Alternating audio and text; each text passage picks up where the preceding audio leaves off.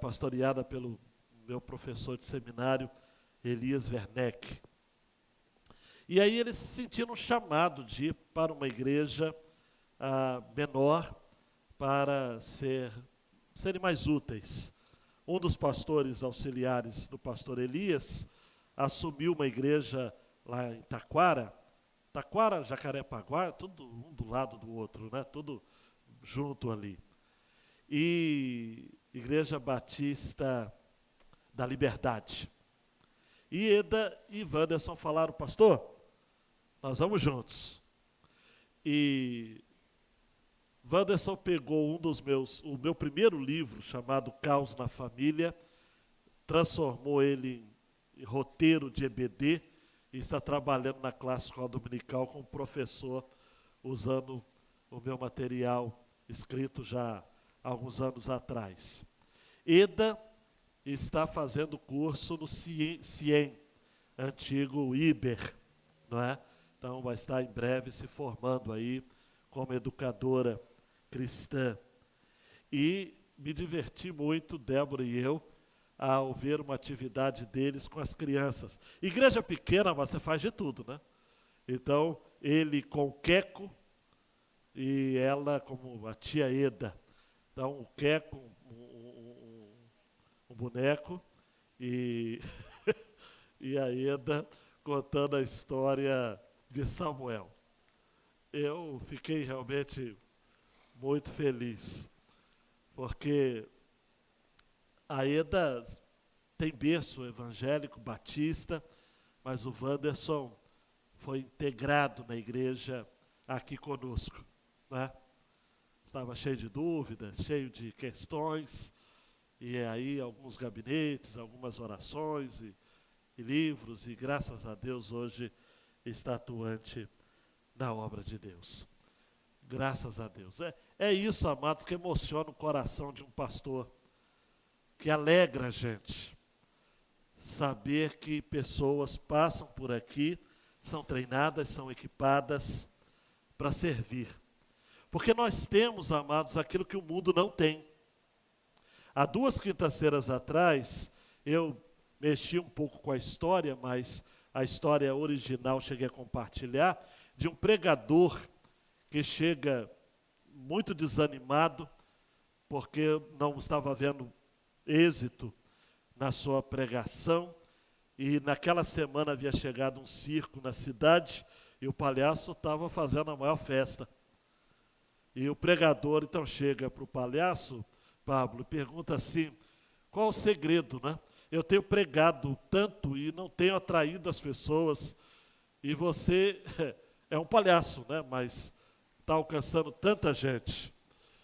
E o palhaço disse o seguinte: o que acontece é que eu falo da ficção como se fosse verdade. E você fala da verdade como se fosse ficção. Nós precisamos, amados e amadas, chamar para a gente essa responsabilidade. A palavra de Deus, a verdade do Evangelho, é de fato verdade para você?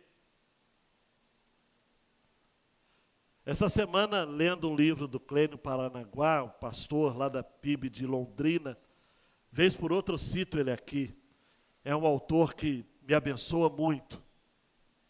Ele tem distribuído seus livros para milhares de pastores no Brasil. E ele, num desses livros, ele disse o seguinte: o Evangelho veio antes da queda. Antes de Deus falar, haja luz, ele já disse, haja cruz. O Evangelho é como, Paulinho, um remédio que veio antes da doença. Deus não foi pego de surpresa quando o homem caiu em pecado, então ele coçou a cabeça e disse: e agora o que eu vou fazer? Ele já tinha providenciado o Evangelho porque o Evangelho é eterno. O Evangelho é de Deus.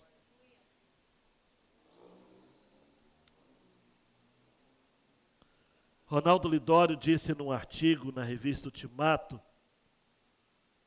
que o cerne da mensagem do Evangelho está em quem Cristo é, a sua identidade, o que Ele fez, faz e fará por nós, que é o seu ministério. Logo, palavras do Lidório, ministro presbiteriano, professor de missiologia. Conhecer o Evangelho é conhecer Jesus. Crer no Evangelho é crer em Jesus. Viver o Evangelho é viver Jesus. Proclamar o Evangelho é proclamar Jesus. E negar o Evangelho é negar Jesus.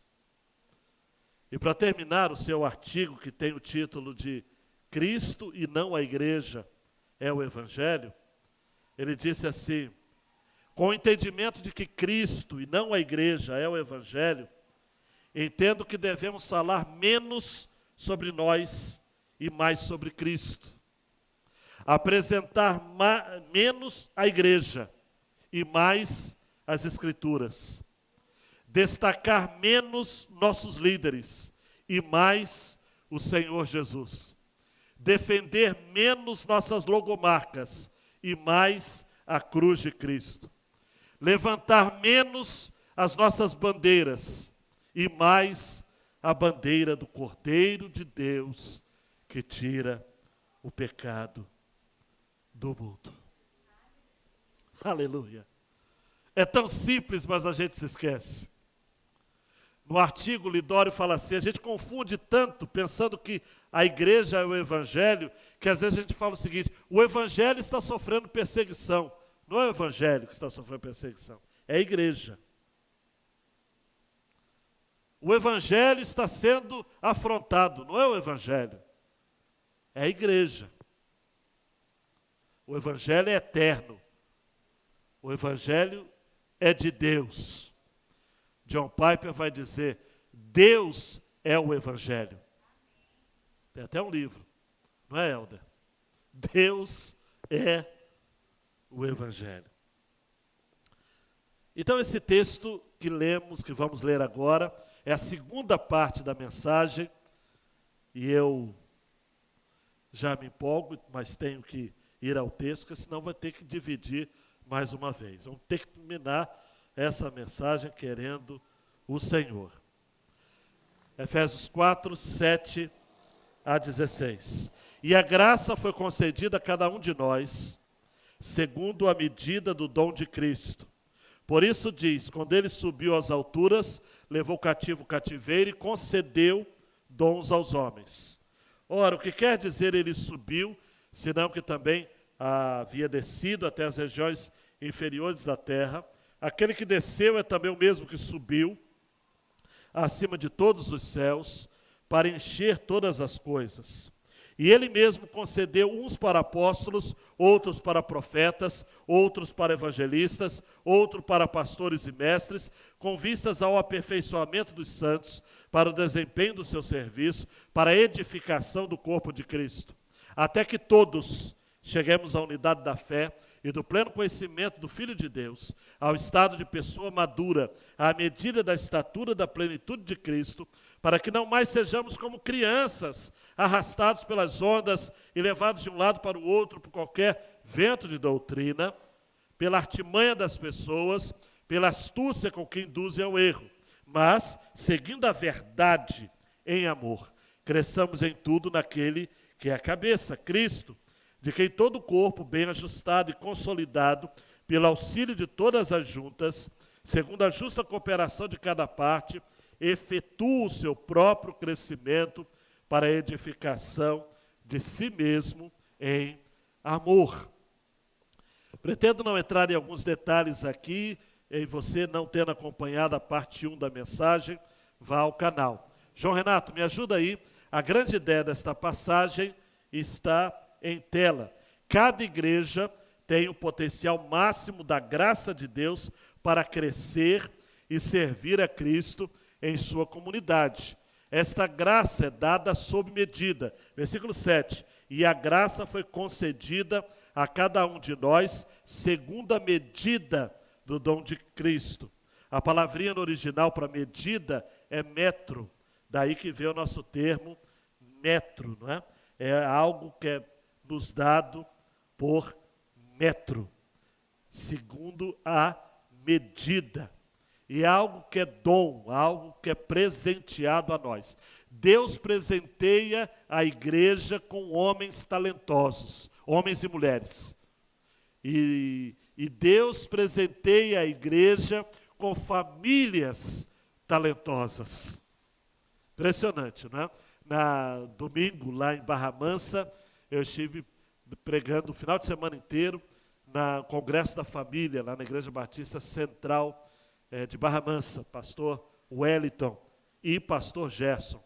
Pastor Gerson, depois de mais de 30 anos de ministério, hoje ele é auxiliar, não é? Deu posse ao novo pastor lá. E uma família apresentou algumas canções. Uma família de músicos, não é?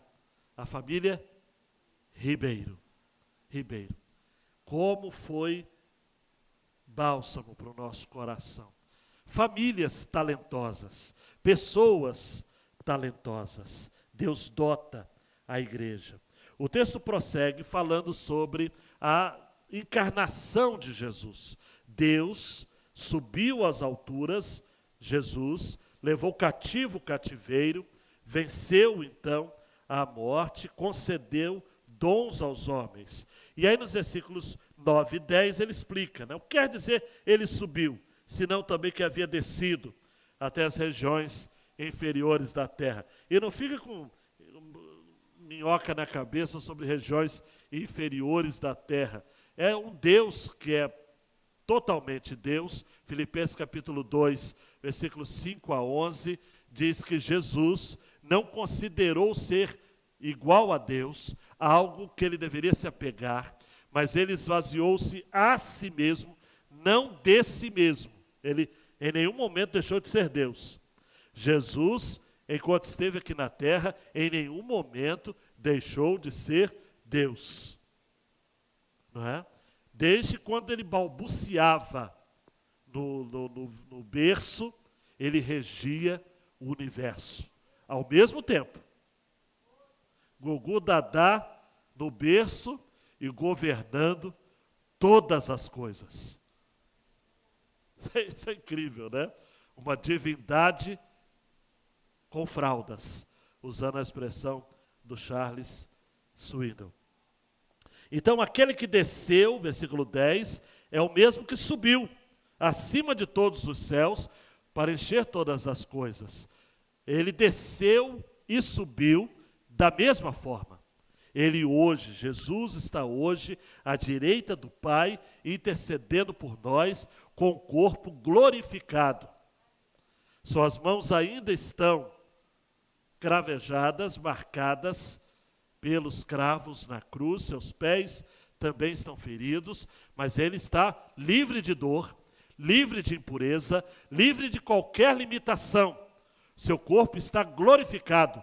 É o mesmo que entrou em João capítulo 20, no cenáculo, tudo fechado, portas e janelas fechadas. Jesus entra e diz: Pai seja convosco. Não é? Então esse Jesus que vimos descer é o mesmo que vimos subir. E ele então, versículo 11 em diante, ele concede à igreja dons, pessoas, para os vários contextos da vida da igreja. Apóstolos são missionários, profetas, pregadores, evangelistas, pessoas que compartilham do evangelho no evangelismo pessoal, pastores e mestres, aqueles que estão diante da igreja local com a responsabilidade de expor a palavra, de ensinar a palavra, precisam ser aptos ao ensino, e como foi o caso do pastor Demóstenes lá em São Gonçalo, pastores que se doam por inteiro. Nessa pandemia, amados, só de pastores batistas do estado do Rio de Janeiro, excetuando a capital, só do estado, excetuando a capital, 75 pastores morreram de Covid-19. 75. Alguns se contaminaram como? Como é que o pastor não vai fazer, não vai visitar alguém, por exemplo, pregar no sepultamento? Eu mesmo fiz uns 2 ou 3. Ninguém podia ir.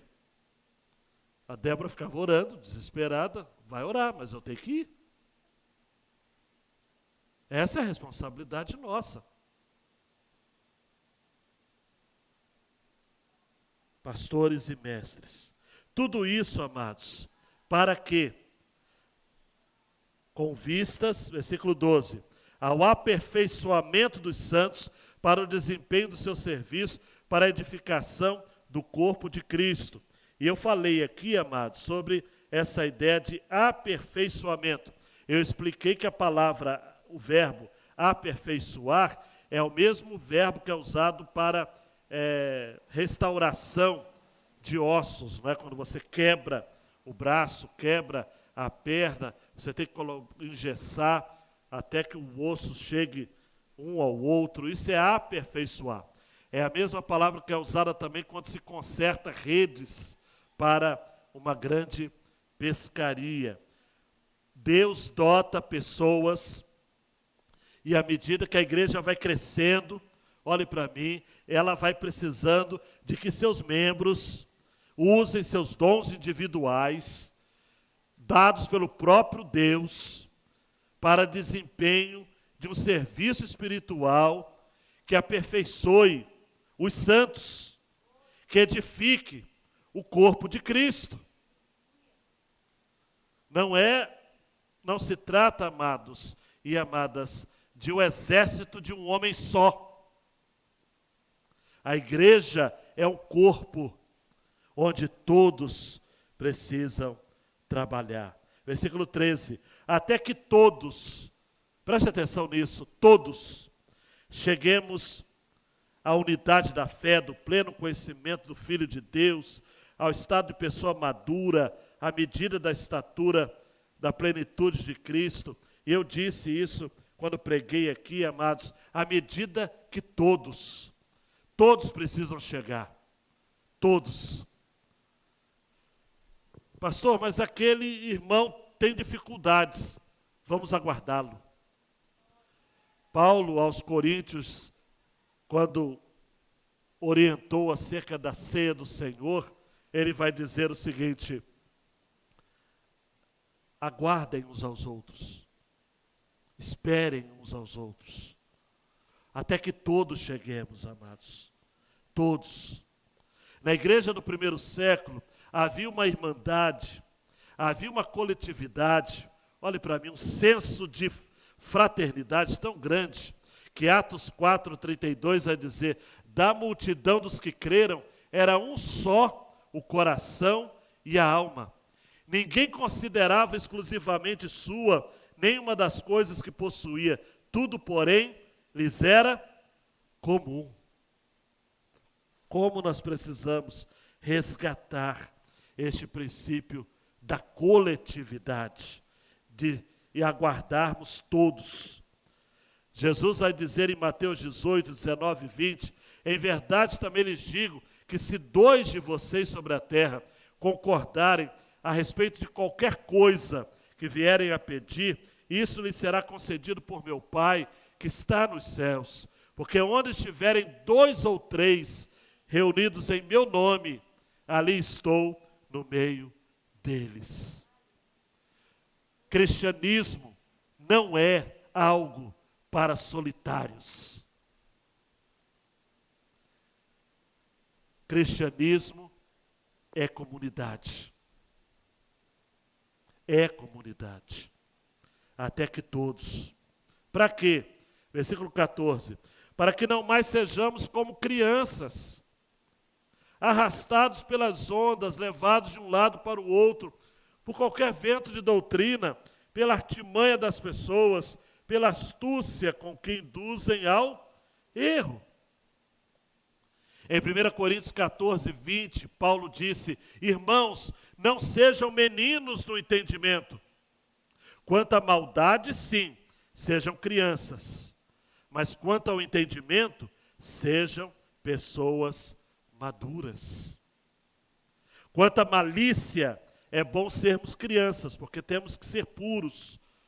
Temos que nos converter com a pureza da criança, com a sinceridade da criança. Agora, quanto ao entendimento, nós temos de ser maduros, amados.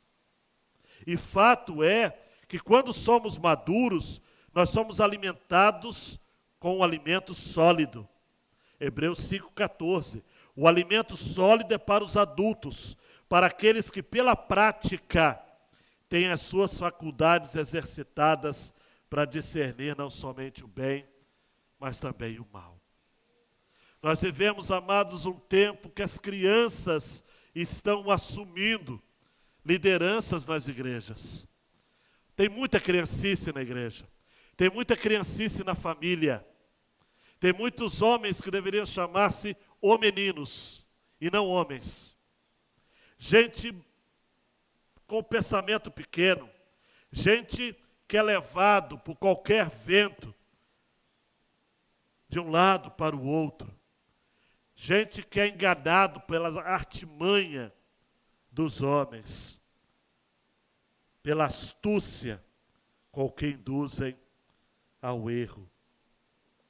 A artimanha, eu disse aqui na mensagem passada, no grego é kubeia, jogo de dados.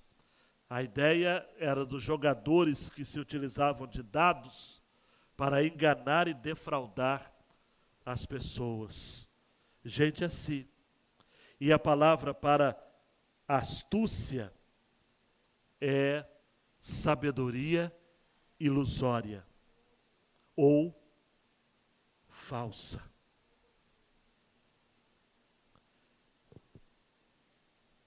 João Renato, o alvo de tudo isso, olhe para mim, é crescer. Se você não está crescendo na sua vida espiritual, alô, tem alguma coisa errada com você. Porque o versículo 15 diz: seguindo a verdade em amor, cresçamos em tudo naquele que é a cabeça, Cristo, de quem todo o corpo, bem ajustado e consolidado, pelo auxílio de todas as juntas, segundo a justa cooperação de cada parte, efetua seu próprio crescimento para a edificação de si mesmo em amor. Queridão, queridona, me permita uma ilustração muito simples. Criança saudável, você não precisa dar nada para ela crescer. Ela cresce naturalmente. Você não precisa mandar crescer. Então, ao invés de sermos crianças, arrastados pelas ondas, levados de um lado para o outro, por qualquer vento de doutrina, Deus quer que sigamos a verdade em amor. A verdade, amados.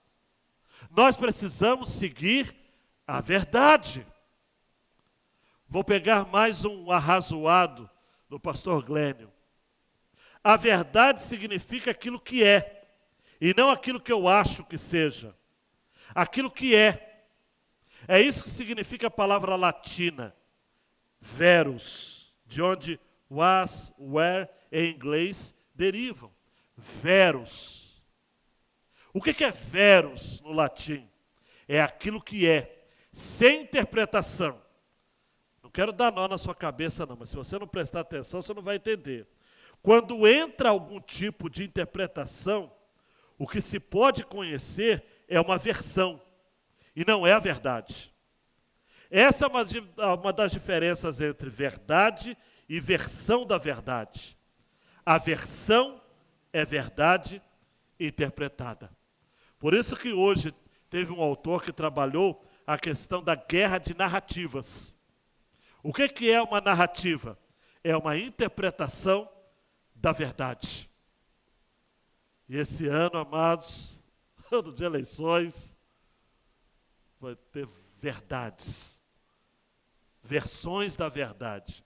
Só que versões da verdade não são verdade, são interpretações da verdade.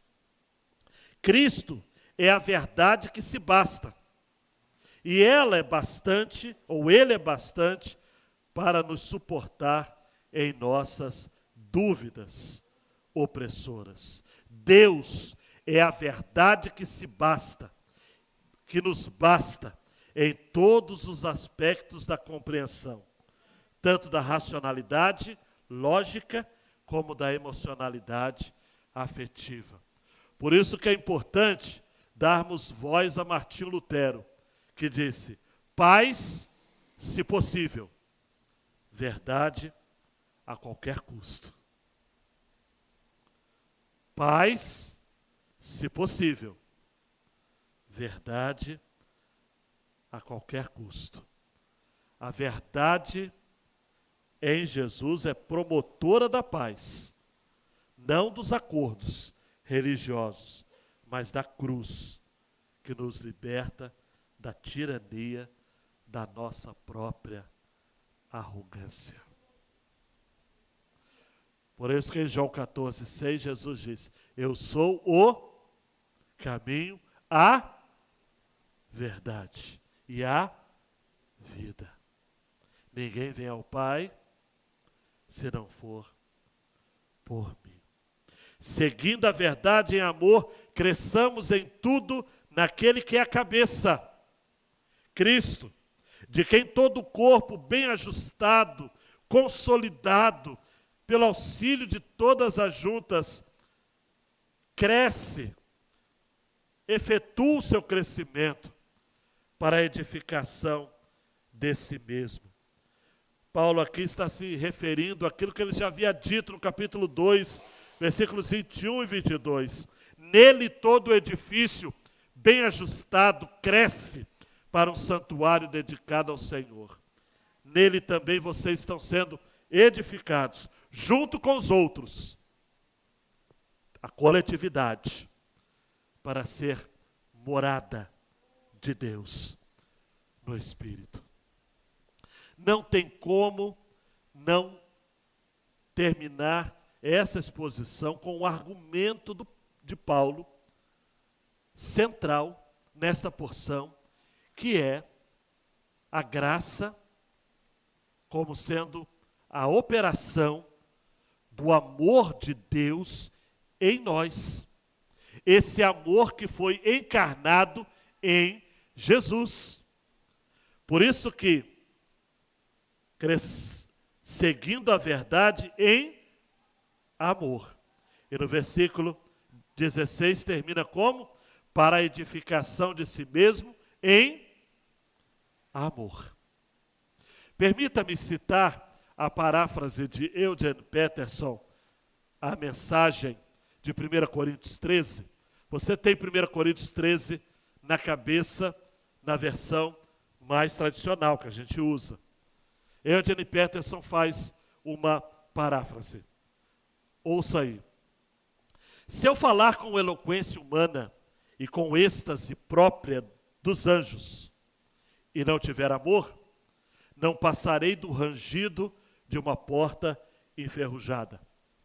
Se eu pregar a palavra de Deus com poder, revelando todos os mistérios e deixando tudo claro como o dia, ou se eu tiver fé para dizer a uma montanha pule, e ela pular, e não tiver amor, não serei nada. Se eu der tudo que eu tenho aos pobres, e ainda for para a fogueira como Marte, mas não tiver amor, não chegarei a lugar algum. Assim não importa o que eu diga, ou o que eu creia, ou o que eu faça. Sem amor, estou falido. O amor nunca desiste, André.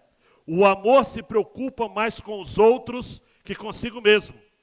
O amor não quer o que não tem. O amor não é esnobe. Não tem a mente soberba. não se impõe sobre os outros, não age na base do eu primeiro, não perde as estribeiras, não contabiliza os pecados dos outros, não festeja quando os outros rastejam, tem prazer no desabrochar da verdade, tolera qualquer coisa, confia sempre em Deus, sempre procura o melhor, Max, nunca olha para trás, mas prossegue até o fim. O amor nunca morre. A palavra inspirada um dia será esquecida. A oração em línguas vai passar. O entendimento alcançará seu limite. Nós conhecemos apenas parte da verdade. E o que dissemos a respeito de Deus é sempre incompleto. Mas quando o que é completo chegar, tudo que é incompleto em nós deixará de existir. Gisele, quando eu era bebê, no colo da minha mãe, eu balbuciava como qualquer bebê. Depois que cresci, deixei para sempre essas coisas de bebê. Hoje não vemos as coisas com clareza. Estamos como que num nevoeiro, enxergando com dificuldade por entre a neblina. Mas isso não vai durar muito. O tempo vai melhorar. O sol vai aparecer. Então veremos tudo claramente quanto Deus nos vê. Conhecendo-o diretamente, assim como Ele nos conhece. Mas por enquanto, Lu, até chegar à perfeição, temos 3 coisas que nos guiam até a consumação de tudo. Confiança firme em Deus, esperança inabalável e amor extravagante. E o melhor desses 3 é o amor. Que beleza. Que beleza. Aleluia. João Renato, a aplicação da letra A eu fiz na mensagem passada. Só a B que eu vou ficar. A igreja existe para crescer em amor uns com os outros. Essa é a nossa missão, amar.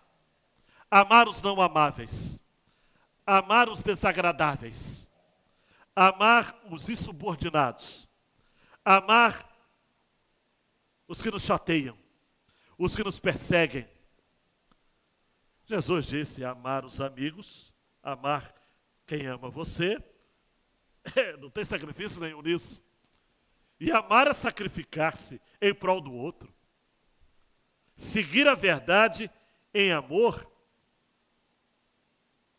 é viver pagando o preço de amar. A verdade em amor. Porque a verdade sem amor é tirania. E o amor sem verdade é insensatez. A verdade em amor é maturidade.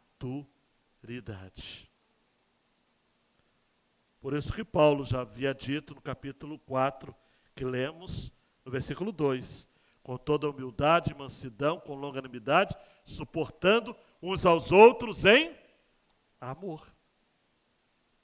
E nós vamos ver, se Deus quiser, 5:2 de Efésios, vivam em amor, como também Cristo nos amou e se entregou por nós, como oferta e sacrifício de aroma agradável a Deus.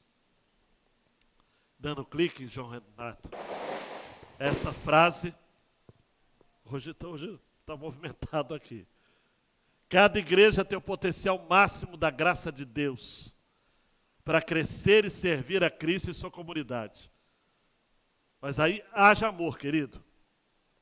Não vou dizer para você falar com a pessoa do seu lado para não constranger, mas haja amor. Quero terminar com uma história que me veio à mente. Já contei essa história até num casamento. Deu no que falar. Vocês vão entender por quê. O filósofo alemão chamado Arthur Schopenhauer, nasceu em 1788, faleceu em 1860, ele escreveu uma parábola numa das suas obras, que eu não vou ousar falar o nome aqui em alemão, para minha língua continuar no lugar, em 1851. Essa parábola eu vou chamar de o dilema do porco-espinho. Você segura aí na cadeira, João Marcos. Uma era glacial, nem. O globo terrestre, Cida, esteve coberto por densas camadas de gelo. Imagina a cena. Muitos animais não resistiram ao frio intenso e morreram indefesos, por não se adaptarem às condições do clima. Eu estou falando de frio mesmo, não é esse friozinho que o Angrécia já está pedindo para Jesus voltar. Nesse clima, nessa era glacial, uma grande manada de porcos-espinhos, numa tentativa de se proteger, Ramon, e sobreviver, disseram entre si: temos de nos unir, temos de nos juntar mais e mais. A ideia deles é de que cada um precisava sentir o calor do corpo do outro, Fernando. Juntos, unidos, aquecendo-se. Eles imaginaram que com isso enfrentariam aquele inverno tenebroso, Paulo. Mas só, gente, miséria é pouca, é bobagem. Que vida ingrata. Os espinhos de cada um começaram a ferir os companheiros mais próximos.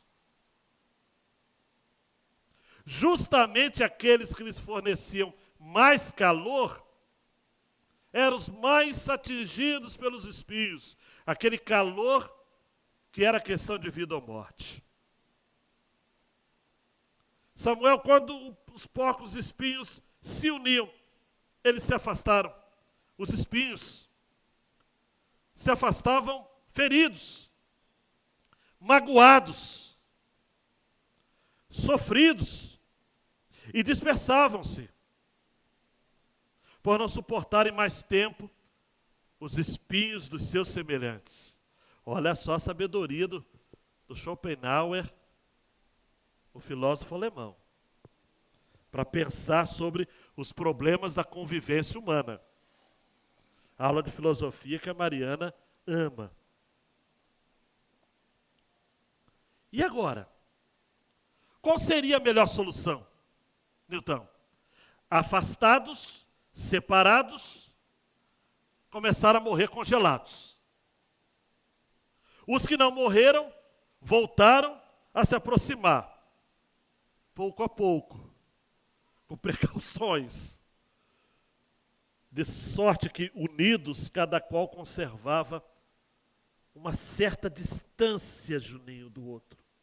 Mínima, mas suficiente para conviver sem ferir, para sobreviver sem magoar, sem causar danos recíprocos. Schopenhauer vai dizer: aprendendo a amar, eles resistiram à longa era glacial e sobreviveram. Uau! Essa é a verdade da graça de Deus. Homens talentosos, mulheres talentosas, famílias talentosas, no desafio de conviverem juntos, gente madura e criança, mimada, ensimesmada, levado por qualquer vento de doutrina, tendente à astúcia, à maquinação, mas seguindo a verdade em amor. Quando nos afastamos da igreja, cansei da igreja, como Philip Yancey disse num dos seus livros. Saí da igreja porque encontrei pouca graça nela. Fui para o mundo. Voltei para a igreja porque não encontrei nenhuma graça no mundo. É isso. É chegar perto, Linalvo. Não muito perto, para a gente não espetar e ser espetado. Longe o suficiente do espinho, mas perto o suficiente para gerar calor. O encaixe perfeito.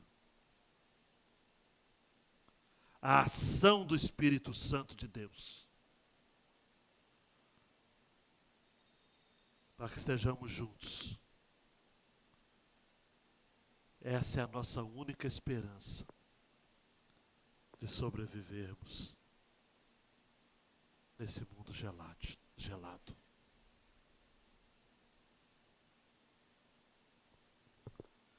Que Deus nos ajude, amados. Nunca foi tão difícil. Eu disse, é um ano de eleições, amados. Eu tenho trabalhado com pastores. Está difícil. Será que dá para a gente dar um testemunho de unidade na diversidade? Será que tem como a gente parar de se espetar um ao outro? E ser bênção de Deus? Para que nesse inverno, que só está começando, nenhum dos nossos morra.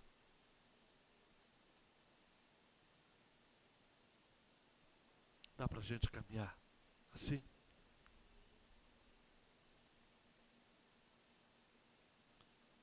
Abaixa as armas. Abaixa as agressões. Abaixa as suspeitas. Abaixa as críticas ferinas.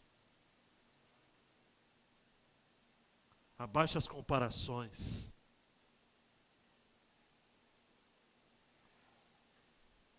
Vivamos o amor. Abaixa a cabeça, vamos orar. Ah, Deus. É isso que a sua igreja precisa. É isso que a nossa família precisa. Tem família aqui vivendo um pé de guerra. Não precisa. Paulo disse aos Romanos, capítulo 12, no que depender de vocês, tenham paz com todos.